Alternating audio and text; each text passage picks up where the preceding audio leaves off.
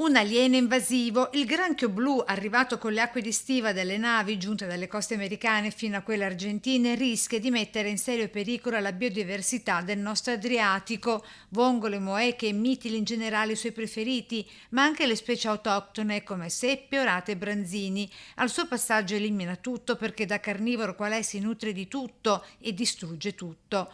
Ad oggi l'unico suo antagonista è se stesso, visto che è pure cannibale. Stanziati dalla regione 80.000 euro per i primi studi e il governo ha già erogato quasi 3 milioni di euro. L'altra caratteristica, questo non è particolarmente grande, ma può arrivare fino a una larghezza di 23 cm, mentre la femmina arriva a 20 cm. Ecco, questa è una femmina, vedete che le chele qui all'estremità sono arancio-rosse. Un'altra caratteristica, se riuscite un altro po', è il segmento. Questo, vedete, questo segmento a forma di T rovesciata è proprio è tipico del maschio, mentre vedete che la femmina è molto più retondeggiante. E dalle femmine che il Veneto dichiara guerra al granchio blu con le 300 nasse che nelle prossime ore verranno posizionate lungo i corsi d'acqua per stanarle proprio nel periodo della fecondazione. La femmina, proprio perché le uova si sviluppano a un livello di salinità maggiore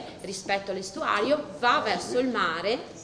Eccole là, vedete, infatti questa fase viene detta sponge i pescatori la chiamano di sponge di spugna, perché sembra una vera e propria spugna. Come ha detto il presidente, riesce a deporre da un minimo di 700.000 a un massimo di 8 milioni, quindi tantissime. Ovviamente non tutte arrivano a maturità, però anche se fosse una percentuale minima, si ipotizza un 10%, comunque sono moltissime. In Veneto ad oggi raccolte 326 tonnellate che solo in questo mese di agosto hanno raggiunto la quota di 84 tonnellate a Scardovari e 29 a Pila.